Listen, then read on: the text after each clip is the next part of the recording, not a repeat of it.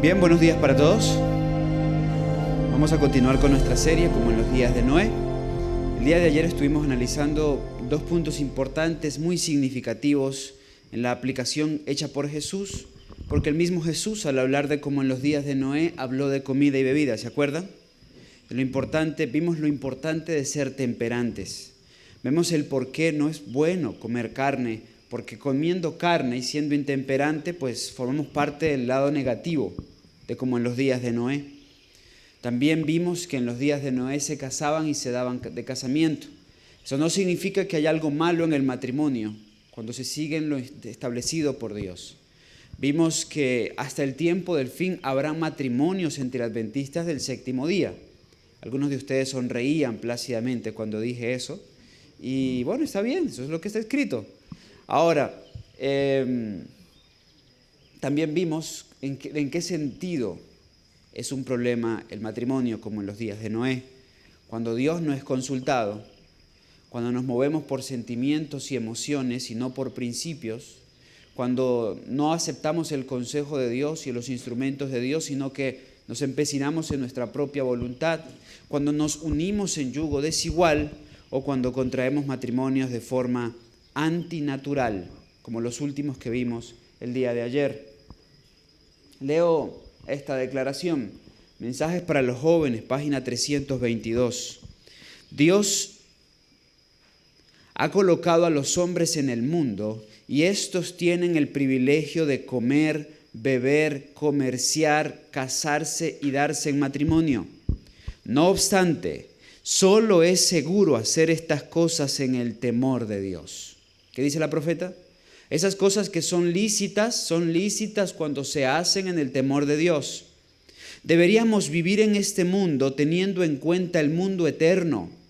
El gran crimen en los matrimonios de los días de Noé era que los hijos de Noé formaban alianzas con las hijas de los hombres. Los que profesaban reconocer y reverenciar a Dios se asociaban con quienes eran de corazón corrompido y se casaban sin distinción con quienes querían. Hay hoy día muchos que no tienen experiencia religiosa profunda y que harán exactamente las cosas que se hacían en los días de Noé.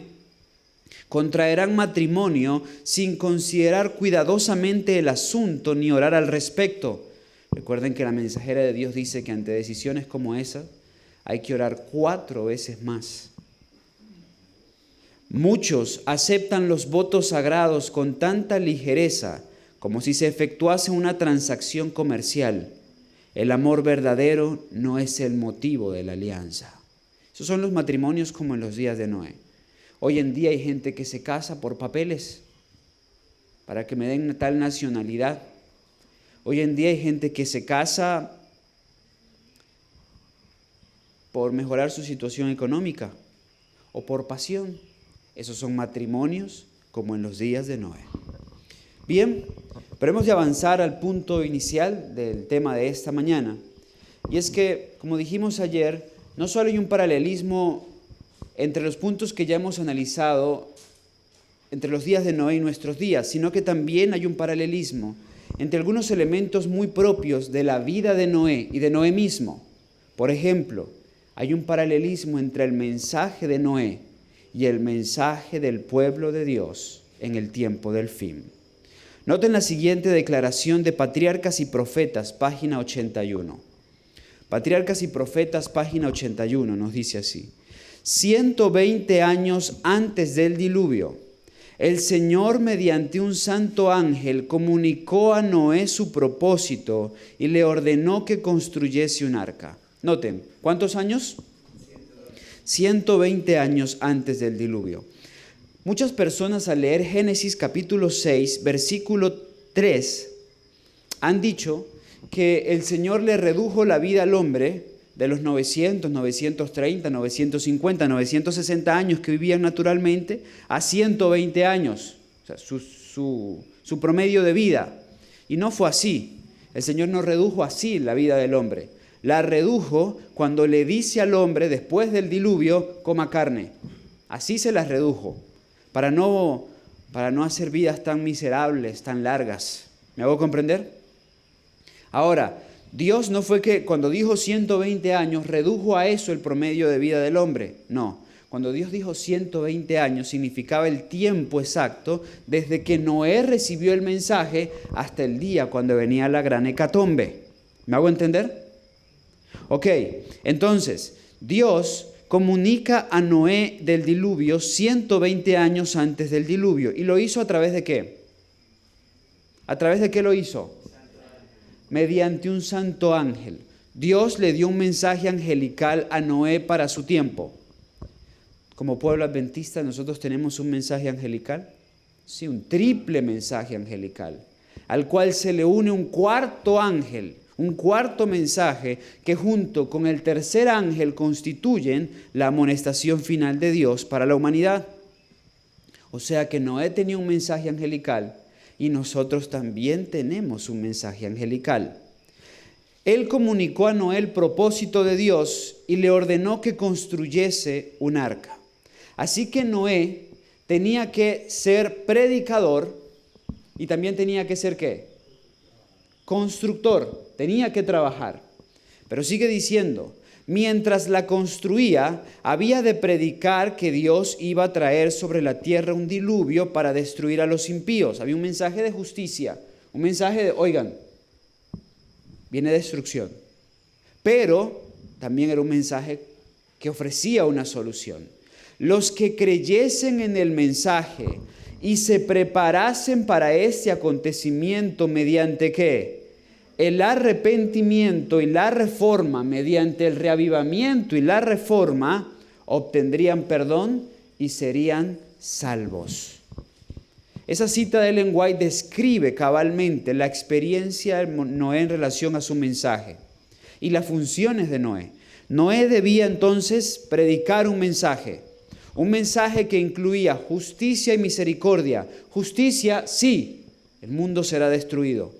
Viene un gran diluvio, viene lluvia. ¿Qué es eso?, le preguntaron. Agua que cae del cielo porque nunca había llovido. Eso es diluvio. Pero hay esperanza. Quienes se arrepientan y hagan reformas entrarán al arca y serán salvos. Justicia y misericordia. La característica del mensaje de Noé, que debía mientras predicaba construir el arca. Pero hay algo más que debía hacer Noé. Noé debía ser padre. ¿Saben? Cuando Noé recibió el mensaje, Noé no era papá. Noé no era papá. Su esposa, ya avanzados en edad, aunque cuando uno tiene 480 años, 500 años, en ese entonces todavía seguía siendo joven, estaba en la mitad de su vida prácticamente, pasadito de la mitad. Noé no tenía hijos. Eso lo dice la Biblia, ¿ustedes lo sabían? ¿No lo sabían? Ya miré sus caras, me di cuenta que no lo sabían. Bueno, miren cómo lo dice la Biblia. Vamos a Génesis capítulo 7, se los explico.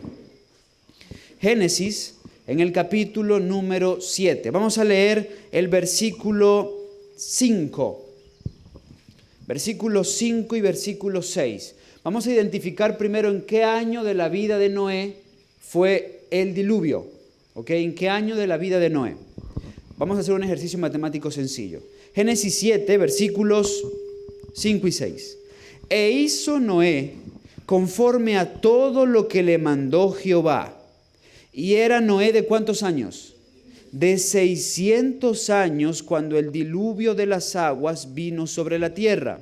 Eso lo confirma el versículo 11 cuando nos dice, en el año 600 de la vida de Noé, en el mes segundo, a los 17 días del mes, aquel día fueron rotas todas las fuentes del grande abismo y las cataratas de los cielos fueron abiertas.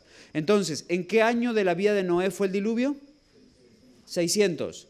¿En qué año él recibió el mensaje del diluvio? ¿En qué año de su vida? ¿Cuánto?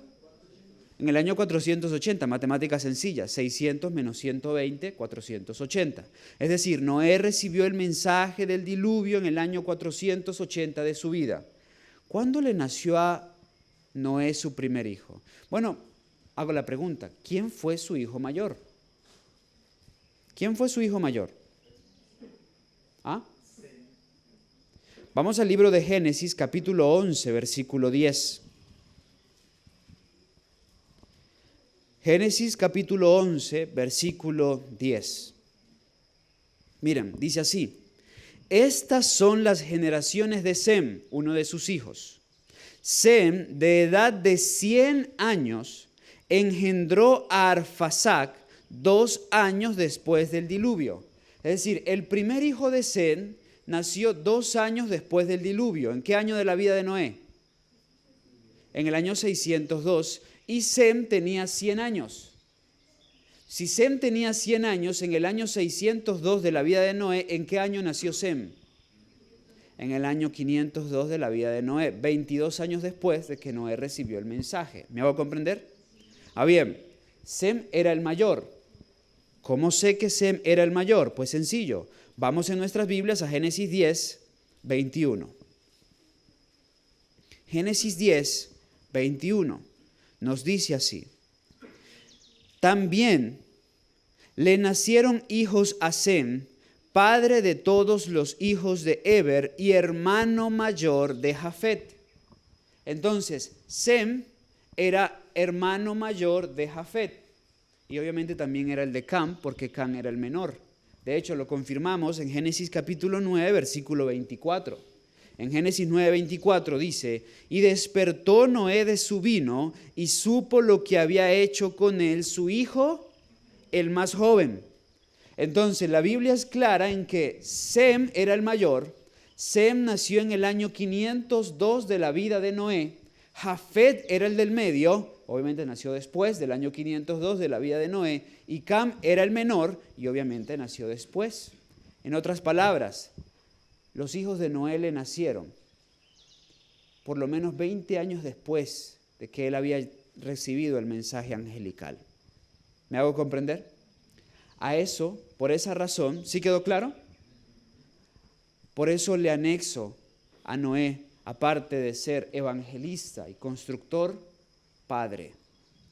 Seguramente Dios, al ver la resistencia de los hombres a recibir su mensaje, al ver que la mayoría de los que aceptaban el mensaje iban a ir siendo llamados a descansar antes del diluvio, y al ver que toda la humanidad dependería luego de la capacidad de reproducción de Noé y su esposa, pues le abrió el vientre a su esposa y le dio 3 hijos, y porque esos 3 hijos serían los padres de todas las razas.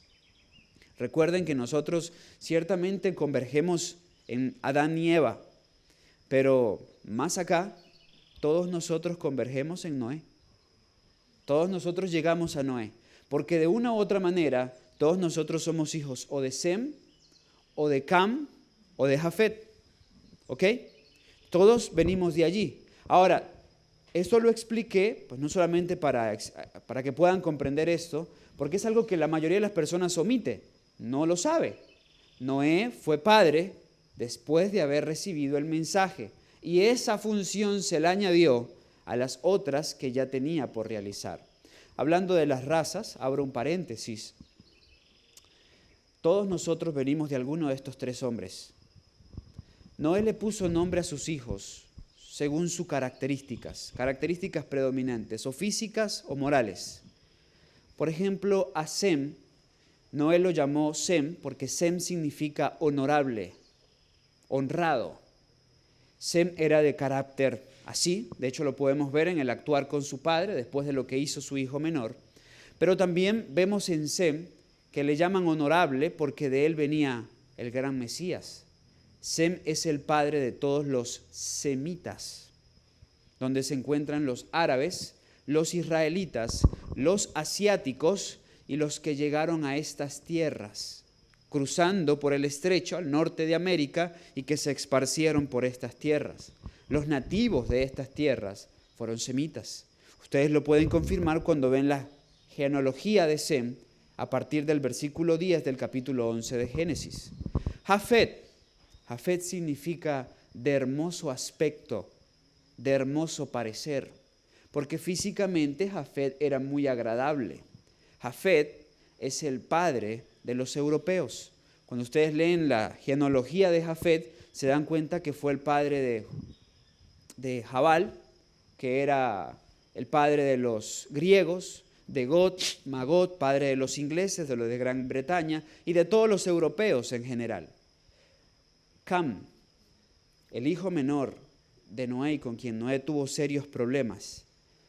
Cam se le llama en Palestina a una técnica de hacer uva pasa, porque Cam significa tostado por el sol. Cam es el padre de todos los que se fueron a la otra parte del mundo conocido que falta. ¿Cuál sería? África. Los jaféticos se fueron a Europa, los semitas se quedaron en Asia y Asia Menor, y los cananeos se fueron hacia África. Y Cam es el padre de Mizraim, Egipto, y de los padres de las distintas naciones que hoy conocemos y que existieron de hace mucho tiempo en África. De hecho, ustedes pueden entender la historia universal comprendiendo las bendiciones y maldiciones de Noé. Noé le dijo a Cam: por cuanto esto hiciste, maldito serás, siervo de siervos será Canaán de sus hermanos. ¿Y qué han sido los africanos a lo largo de la historia? Esclavos. Ojo, no estoy justificando la esclavitud, estoy diciendo, la Biblia se cumplió. ¿Me hago comprender? Y Dios y Noé le dijo a Sem: eres honrado, eres bendito,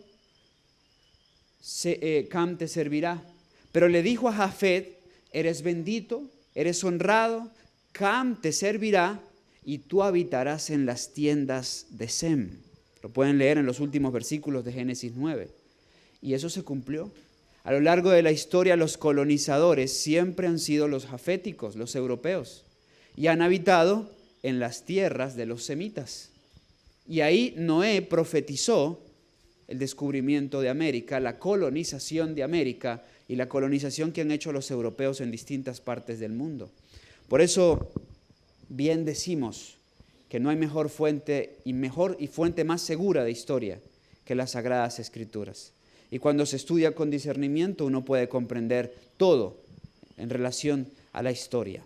Bien, continuamos con lo nuestro entonces. ¿Me hice entender con lo presentado? Ahora bien, segunda de Pedro capítulo 2, versículo 5 nos dice lo siguiente. Segunda de Pedro en el capítulo 2, versículo 5 dice así: y si no perdonó al mundo antiguo, sino que guardó a Noé, ¿cómo lo llamó? Pregonero de justicia, con otras 100 personas, trayendo el diluvio sobre el mundo de los impíos. Esa es la declaración del apóstol Pedro, diciendo: Dios no perdonó al mundo de Noé, que Noé era un predicador de justicia, un pregonero de justicia. Por esta declaración de Pedro comprendemos elementos claves en el mensaje de Noé. Noé era un predicador de justicia. Pero, ¿cómo entendemos la expresión justicia? ¿Cómo la comprendemos? Según la mensajera de Dios, justicia es obediencia. Y cuando el apóstol Pablo habla de justicia, se refiere a obediencia. Sí, por eso se conecta con la ley, porque la obediencia es a la ley. También cuando hablamos de justicia, pues lo conectamos con juicios. Noé estaba dando un mensaje porque estaba llamando a la obediencia a Dios y a sus mandamientos a todos los antediluvianos. Y estaba, por supuesto, advirtiendo de algo que vendría. Estaba diciendo: viene un diluvio, agua que cae del cielo y va a negar todo como en un principio, y toda vida perecerá. Por eso era un pregonero de justicia, porque llamaba a la obediencia, pero también advertía en cuanto a los juicios de Dios que habrían de venir. Pero no concluía ahí su mensaje. Hebreos capítulo 11, versículo 7 nos dice así: por la fe, habiendo recibido respuesta de las cosas que aún no se veían, como el tema de la lluvia, con temor aparejó el arca en que su casa se salvase, por la cual fe condenó al mundo y fue hecho heredero ¿de qué? De la justicia que es por la fe. Justificación por la fe. Noé, a ese mensaje de justicia tenemos que sumarle el mensaje de justificación por la fe. Única forma a través de la cual podemos obedecer. En la real experiencia de la justificación por la fe, única forma a través de la cual podemos llegar a la obediencia perfecta de la santa ley de Dios. Noé era un predicador de justicia.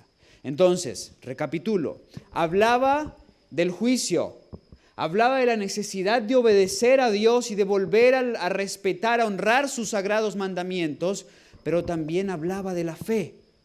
Sí, porque solo a través de la fe podrían ellos alcanzar perfecta obediencia a los mandamientos de Dios. Noé era un predicador de justificación por la fe. Y solo a través de la fe podrían entrar al arca y ser preservados del diluvio. Yo les pregunto a ustedes, ¿ustedes creen que el arca, con todo y su diseño y su resistente madera, era lo suficientemente buena como para proteger a todos los que estaban en el arca en el diluvio? No. El arca fue el instrumento, el poder vino de Dios. La mensajera de Dios comenta lo siguiente, a Génesis capítulo 7, versículos 21 y 23. Dice así: fue Cristo el que mantuvo a salvo el arca en medio de las rugientes e hirvientes olas, porque los que estaban dentro de ella tenían fe en ser preservados por el poder de él. ¿Qué tenían los que estaban dentro del arca? Fe. Y por la fe hallaron la gracia necesaria para ser salvos. Si se dan cuenta y comparamos el mensaje de Noé con nuestro mensaje, pues es exactamente igual. Porque Noé hablaba del juicio por venir. ¿Tenemos nosotros un mensaje de juicio? Tenemos que anunciar plagas. Tenemos que anunciar el fin del tiempo de gracia. Tenemos que anunciar los juicios sin misericordia que van a caer sobre la humanidad. Es un mensaje de justicia. Estamos llamados a, como pueblo, a advertir a la gente, porque es necesario volver a los mandamientos de Dios, honrar los mandamientos de Dios. Pero por sobre todo tenemos un precioso mensaje de justificación por la fe, para que todo aquel que cree en Cristo, que es su arca, pueda ser salvo. Hoy, a través de la gracia que el cielo ha hecho provisión. Si se dan cuenta, es exactamente el mismo mensaje, con elementos diferentes en función del arca literal como tal que tenía Noé y lo que sería un arca para nosotros hoy. Y ya el tema del día viernes hablaremos de lo que es nuestra arca y cómo la hemos de construir. Pero si se dan cuenta, hay un paralelismo perfecto entre el mensaje de Noé y lo que debe ser nuestro mensaje. La experiencia de Noé en relación a ese mensaje, nos dice Patriarcas y Profetas, página 82. Mientras Noé daba al mundo su mensaje de amonestación, sus obras demostraban su sinceridad. Así se perfeccionó y manifestó su fe. Dio al mundo el ejemplo de creer exactamente lo que Dios dice. Eso es un pregonero de justicia. Un hombre que lo que predica, lo vive. Lo que enseña, eso es. Y por eso su mensaje tiene poder. Porque es consciente de que el poder radica no en la elocuencia, sino en la vivencia. Y eso era Noé.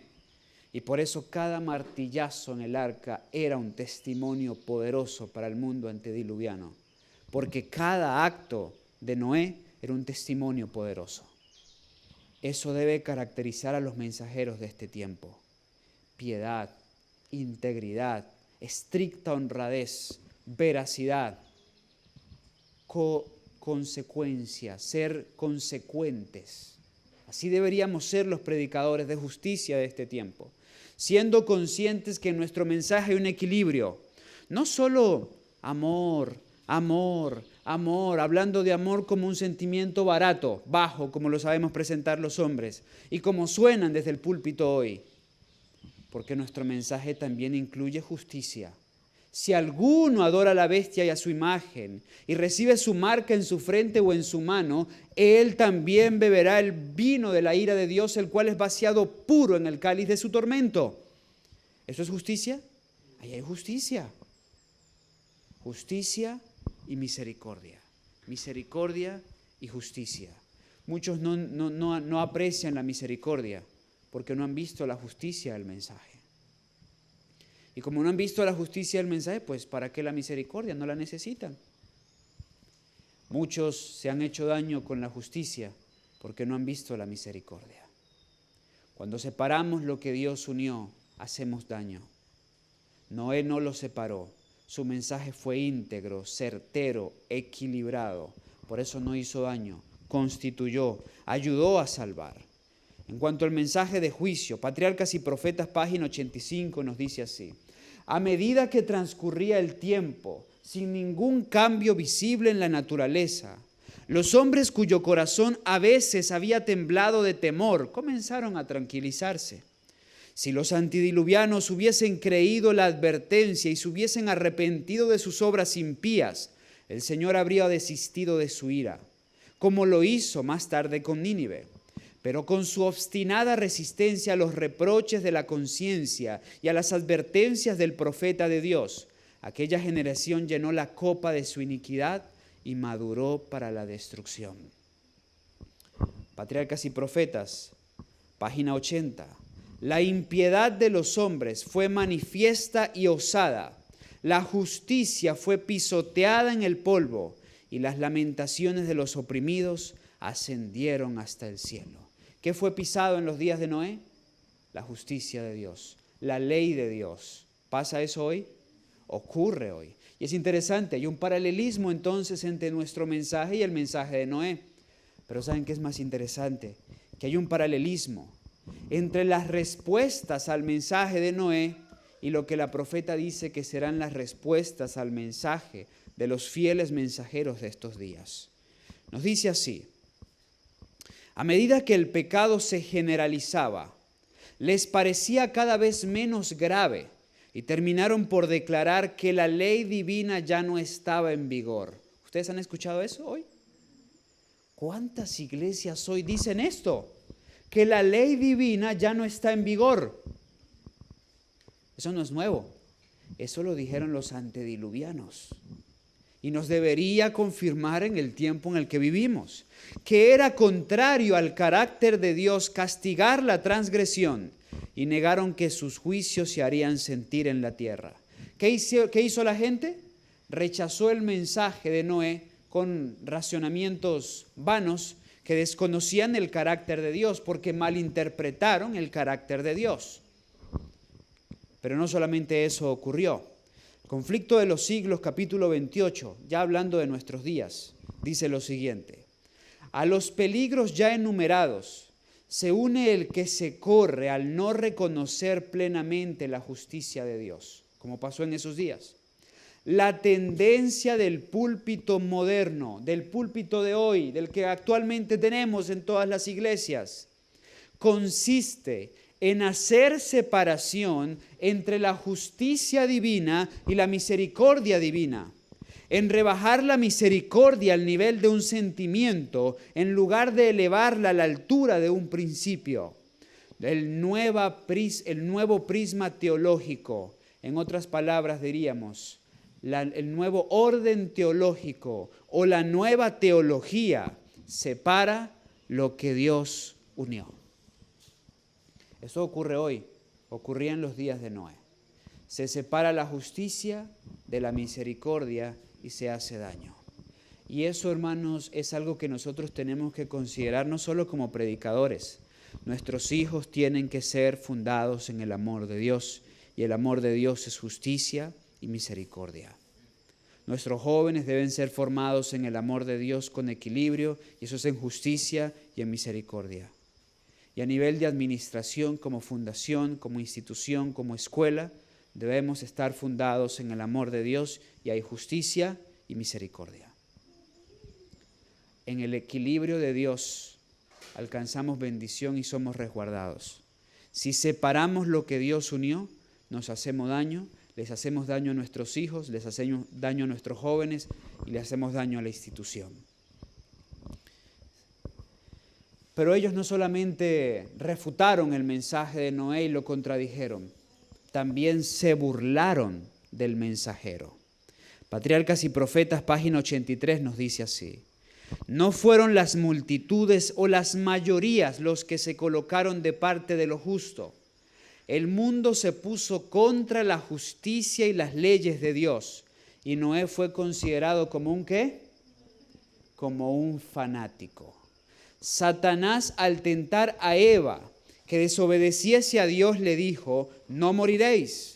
Grandes hombres del mundo, honrados y sabios, repitieron lo mismo. Las amenazas de Dios, dijeron, tienen por fin intimidarnos y nunca se realizarán. No debéis alarmaros, nunca se producirá la destrucción de la tierra por el Dios que la hizo, ni el castigo de los seres que Él creó. Podéis estar tranquilos, no temáis. Noé es un descabellado fanático. Eso que está aquí escrito lo escuchó la profeta en una de sus visiones. Eso decían de Noé, que Noé era un descabellado fanático. Yo les pregunto, ¿ustedes quieren ser mensajeros de Dios? ¿Ustedes quieren dar el mensaje de Dios en el tiempo del fin? ¿Están dispuestos a que los llamen fanáticos? ¿No tienen el ego muy vivo como para que se duelan por eso? ¿O ya han muerto ustedes para que Cristo viva en ustedes?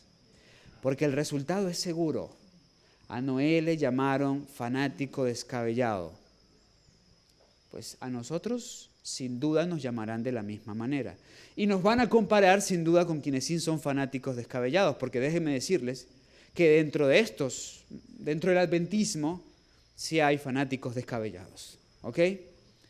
Entonces, no solamente tendremos el oprobio de que nos compararán con los fanáticos descabellados, sino que por sí nos llamarán así a nosotros. ¿Estamos dispuestos? Vuelvo a preguntar, ¿cuántos quieren dar el mensaje final al mundo?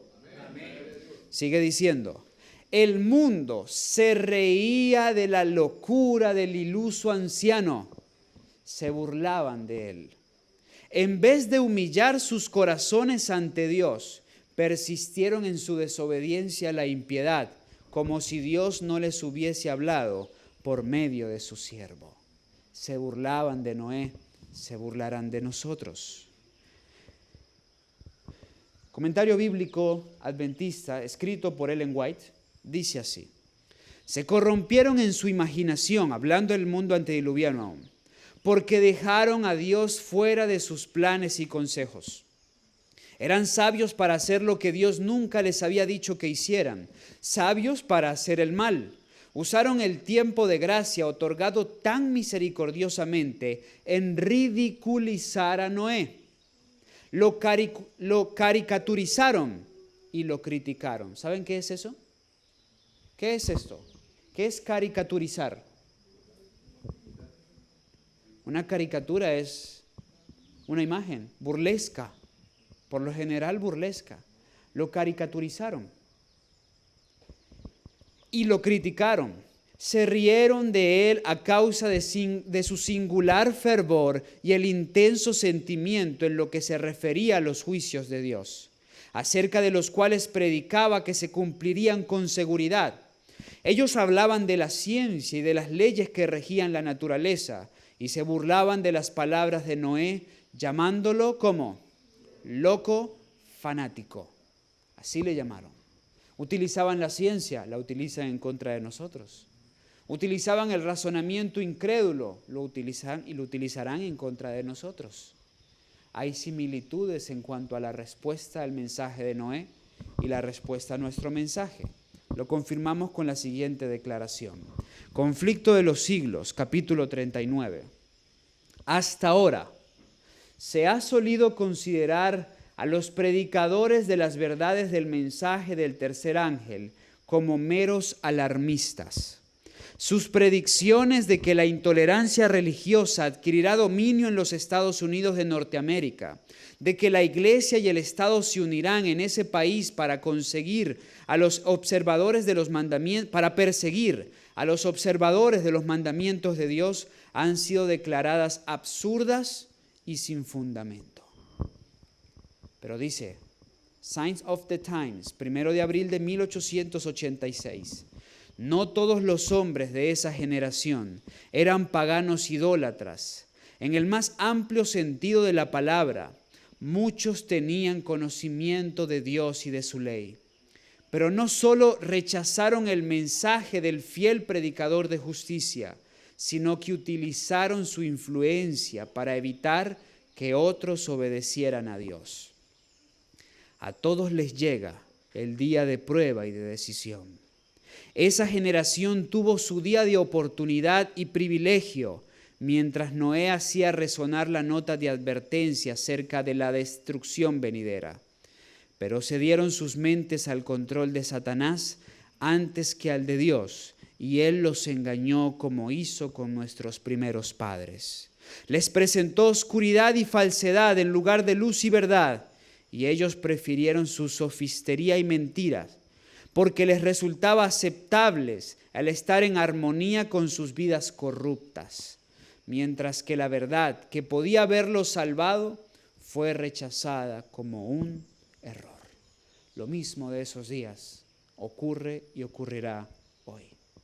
Al mundo se le está acabando el día de prueba. A ti se te puede estar acabando el día de prueba. A mí se me puede estar acabando el día de prueba. Aunque había un tiempo de gracia determinado para todo el mundo en los días de Noé, y mañana estudiaremos de ese tema, muchos murieron antes del diluvio. Su tiempo de gracia se les acabó antes. Aunque hay un tiempo de gracia determinado para el mundo hoy, a muchos se le acaba el tiempo de gracia antes. Si hay algo trémulo, si hay algo frágil, es la vida humana. Usted no sabe cuándo puede estar llegando el fin de su tiempo de gracia. Estaban en día de prueba, pero rechazaron al mensaje de Dios. Hoy tú puedes estar rechazando el mensaje de Dios mientras estás en obstinada resistencia haciendo tu voluntad. Última declaración nos dice así: solamente 8 almas de la enorme población antediluviana creyeron y obedecieron la palabra de Dios, que Dios les habló por labios de Noé. Durante 120 años el predicador de la justicia amonestó al mundo acerca de la destrucción que se aproximaba, pero su mensaje fue desechado y despreciado. Sería bonito que la cita terminara allí y no dijera nada en cuanto a hoy, pero no es así. La profeta sigue diciendo: lo mismo sucederá ahora. La mayoría, los grandes números nunca han sido los de la viña de Dios. No porque Dios no haya querido, sino porque una de las historias que más se repite en las Escrituras es la minoría con Dios. La minoría aceptando la salvación de Dios. La minoría caminando en el designio de Dios. La profeta dice: lo mismo sucederá ahora.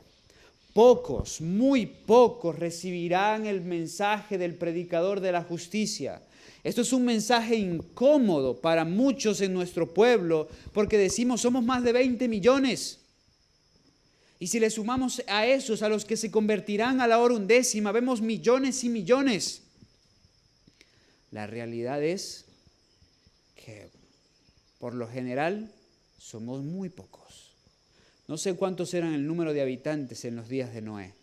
La profeta solo dice la enorme población antediluviana, si vivían más de 900 años y tenían una capacidad de reproducirse y una salud tan notoria, pues imagínense cuántas personas eran, 1656 años después del pecado. Si de esa enorme población antediluviana 8 entraron al arca, wow. Eso revela un porcentaje perturbador.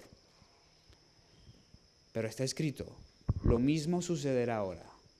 Antes de que el legislador venga a castigar a los desobedientes, exhorta a los transgresores a que se arrepientan y vuelvan a su lealtad. Pero para la mayoría, estas advertencias serán en vanas. Por eso, la mayoría experimentará lo que estudiaremos mañana, la destrucción final y el fin del tiempo de gracia, para ellos sin protección, para ti y para mí con un sello en nuestra frente. ¿No dices amén? Amén. O por lo menos ese es el propósito de Dios. Si hoy hacemos a un lado nuestra obstinada resistencia y dejamos que el Señor obtenga victoria en nuestros corazones.